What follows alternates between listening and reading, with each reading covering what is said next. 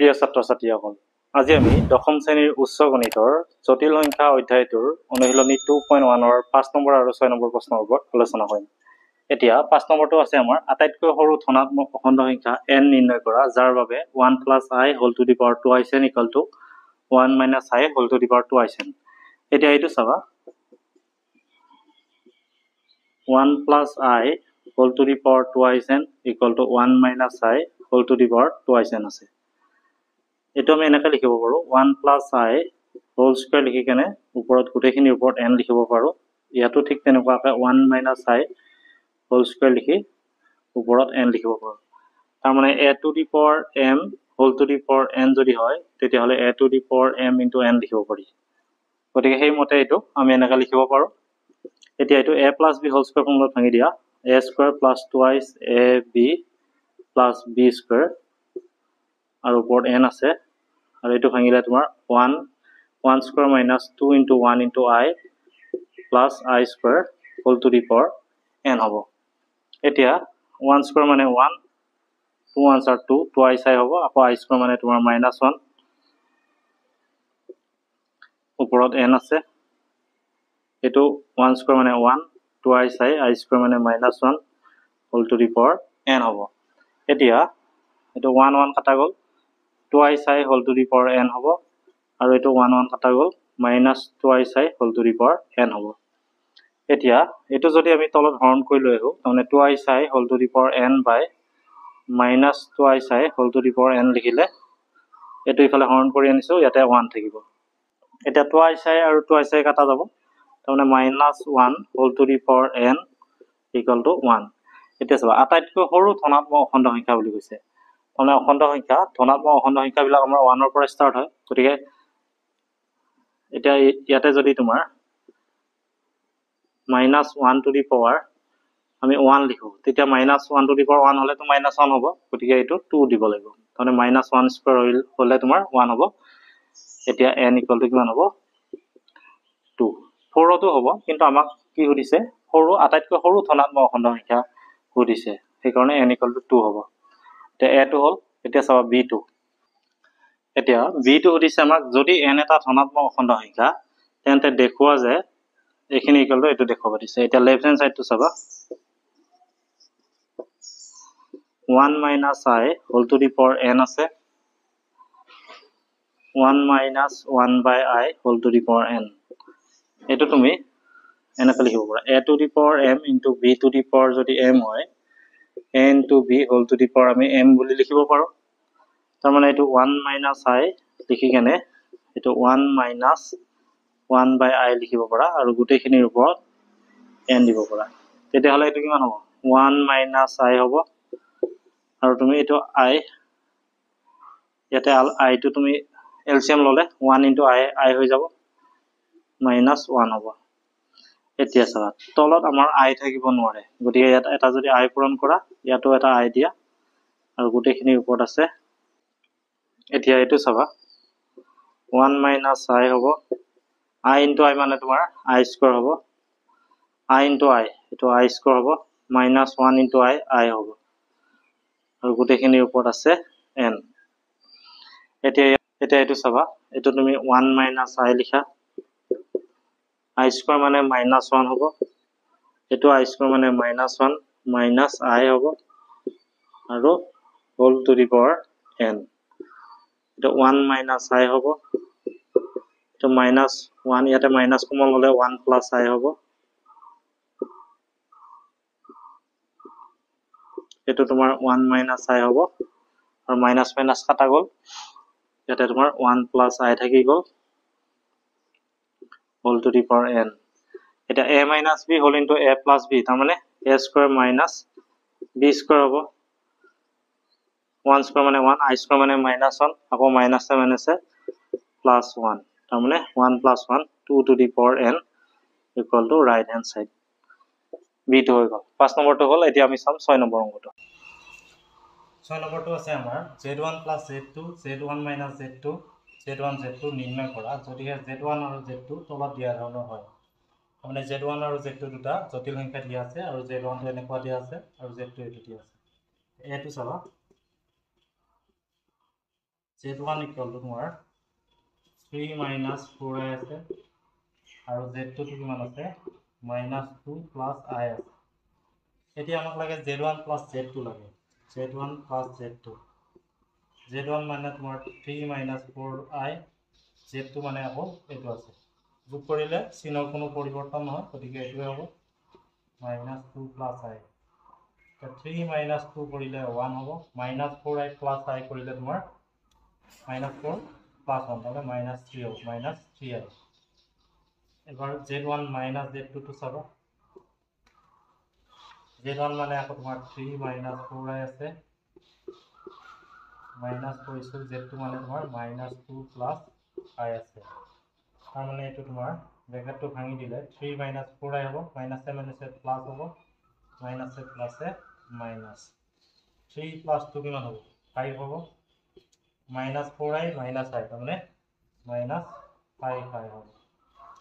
আৰু z1 into z2 টো চাব z1 into z2 z1 আছে তোমাৰ 3 minus 4i আকৌ z2 টো আছে তোমাৰ -2 plus i এতিয়া এটো যেতিয়া পূৰণ কৰা আমাৰ সাধাৰণ পূৰণবিলাক যেনেকুৱাকৈ কৰোঁ ঠিক তেনেকুৱাকৈ 3 into -2 তাৰমানে -6 হ'ব এটোৰ লগত এটো পূৰণ কৰিবা 3 into i তাৰমানে 3i হ'ব -a plus 4i into 2 4 2 8 8i হ'ব আৰু -a plus a minus 4i into i তাৰমানে i স্কয়াৰ হৈ যাব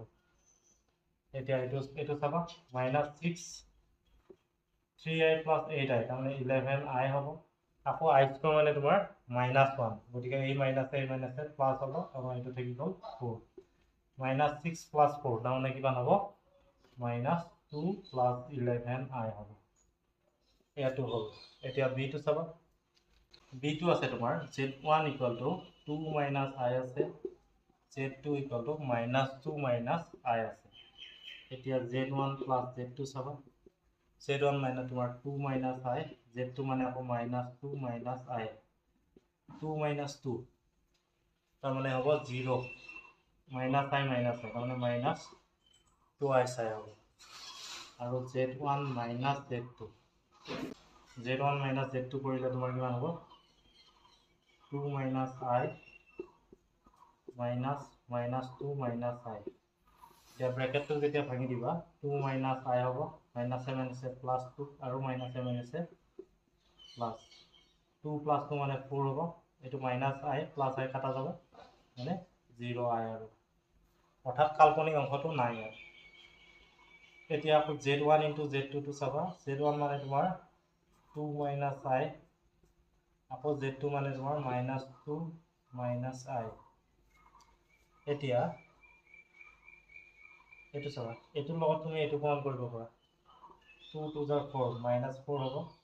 আকৌ এটোৰ লগত তুমি এটো পূৰণ কৰিবা তাৰমানে 2 into -i অৰ্থাৎ -2i হ'ব -a plus i into 2 2i চাই -a plus i into i মানে i স্কয়ার তাৰ মানে কিমান হ'ব -4 এটো তোমাৰ কাটা যাব i স্কয়াৰ মানে -1 মানে -5 থাকিব অৰ্থাৎ -5 plus 0i হ'ব c টো চাবা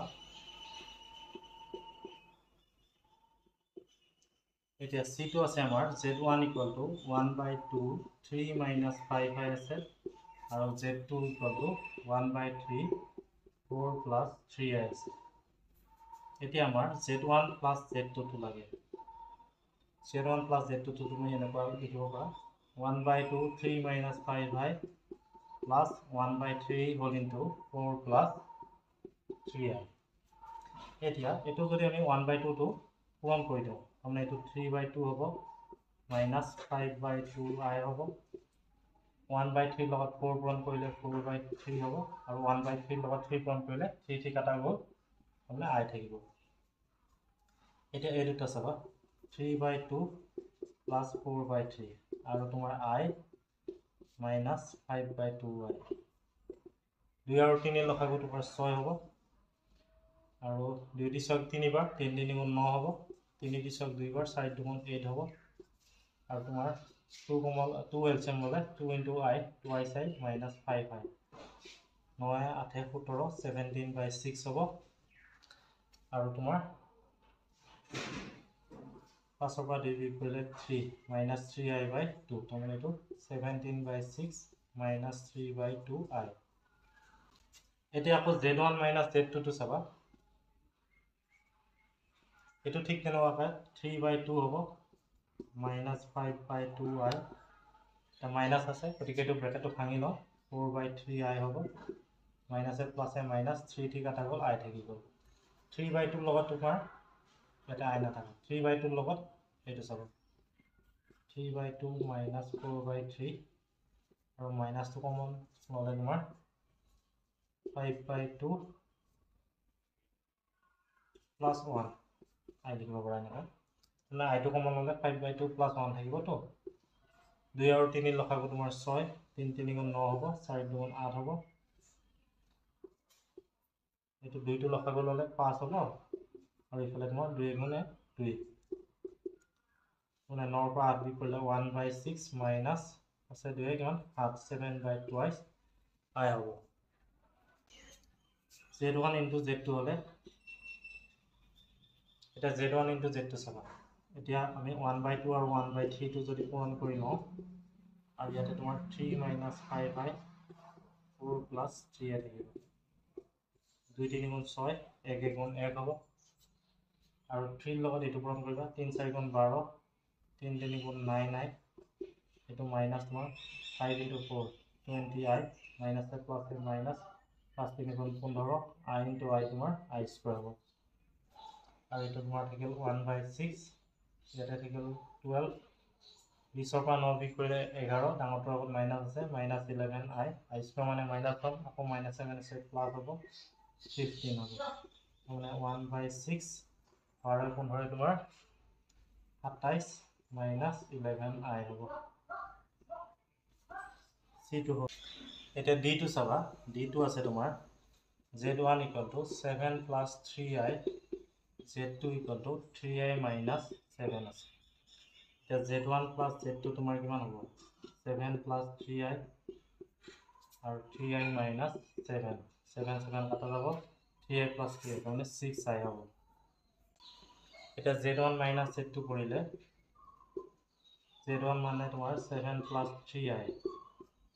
minus 3I minus 7 তো ব্ৰেকেটটো ভাঙি দিলে তোমাৰ 7 plus 3I হ'ব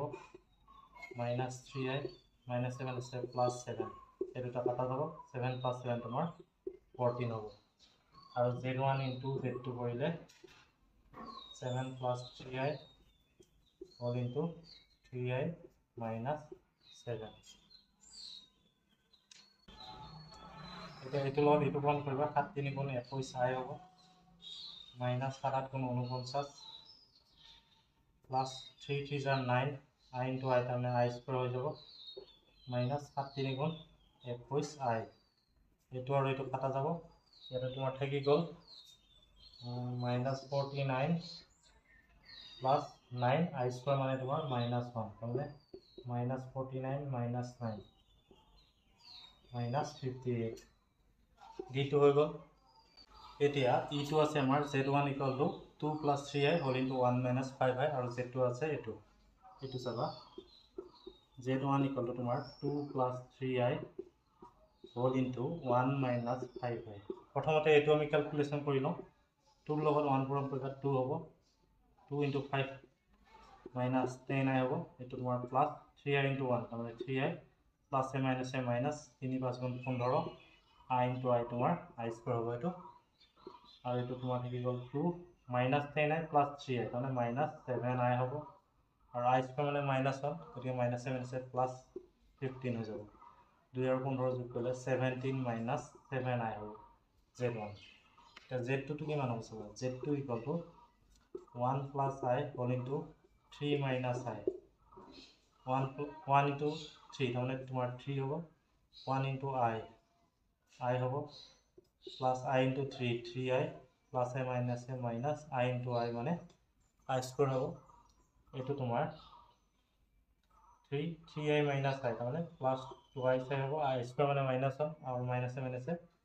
প্লাস হব মানে 3 প্লাস 1 মানে 4 প্লাস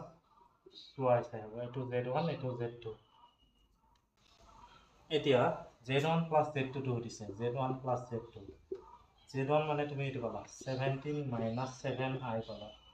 আৰু z2 মানে তুমি 4 প্লাস 2i পাবা i পালা এতিয়া চাও 17 আৰু 4 ইকুৱেল তোমাৰ 21 আৰু মাইনাস 7i প্লাস 2i মানে মাইনাস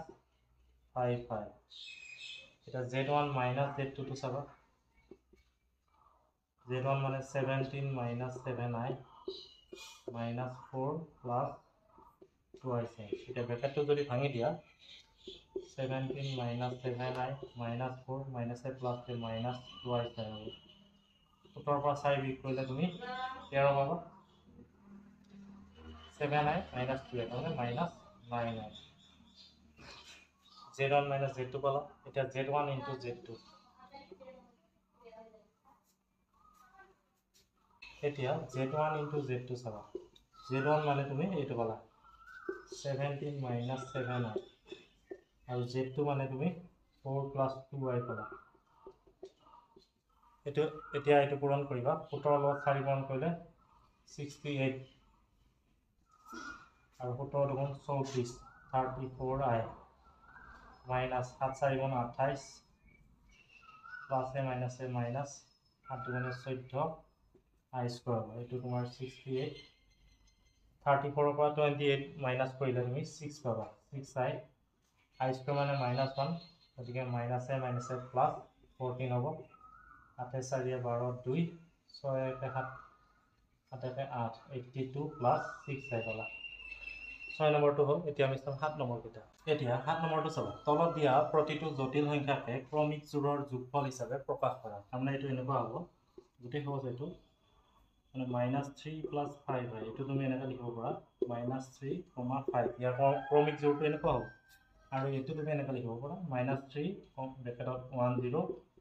plus 5 01 এটো হ'ল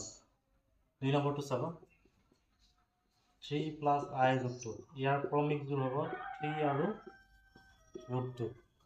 তাৰমানে তুমি 3 ব্ৰেকেটত 10 plus √2 লিখি কেনে 01 লিখিব পাৰা 3 নম্বৰটো চাবা -4 minus i √3 তাৰমানে এইটো ক্ৰমিক জোড় হ'ব -4 minus √3 হ'ব তাৰমানে -4 ব্ৰেকেটত 1, 0 plus -√3 লিখি কেনে 0,1 4 নম্বৰটো আছে অকল 2 টো আমি এনেকা লিখিব পাৰা 2 plus i0 তাৰমানে ক্ৰমিক জোড় হ'ব 2, 0 অৰ্থাৎ 2 1 0 plus 0 0,1 এটো 5 নম্বৰটো চাবা 2 plus √3 আছে তো ক্ৰমিক জোড় হ'ব তো ইয়াতে কাল্পনিক অংশটো নাই মানে 2 plus √3 এটো 2 plus √3 plus i0 লিখিব পাৰি অৰ্থাৎ এটো তোমাৰ বাস্তৱ অংশ এটো কাল্পনিক অংশ গতিকে আমি 2 plus √3 লিখি কেনে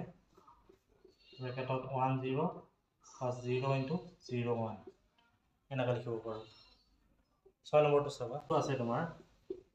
1/2 3 plus 5i এটো তাৰমানে ভাঙি দিলে তোমাৰ 3/2 plus 5/2i হ'ব আৰু ক্ৰমিক জোড়টো হ'ব তোমাৰ 3/2, 5/2 হ'ব ইয়াৰ ক্ৰমিক জোড় আৰু এটো আমি এনেকা লিখিব পাৰো 3/2 1, 0 plus 5/2 0,1 এতিয়া 7 নম্বৰটো হৈ গ'ল আমি নেক্সট ক্লাছত বাকি অংককেইটা কৰিম আৰু ভিডিঅ'টোৰ পৰা যদি উপকৃত হৈছে তেতিয়াহ'লে চেনেলটো সাবস্ক্ৰাইব কৰিবা আৰু শ্বেয়াৰ কৰিবা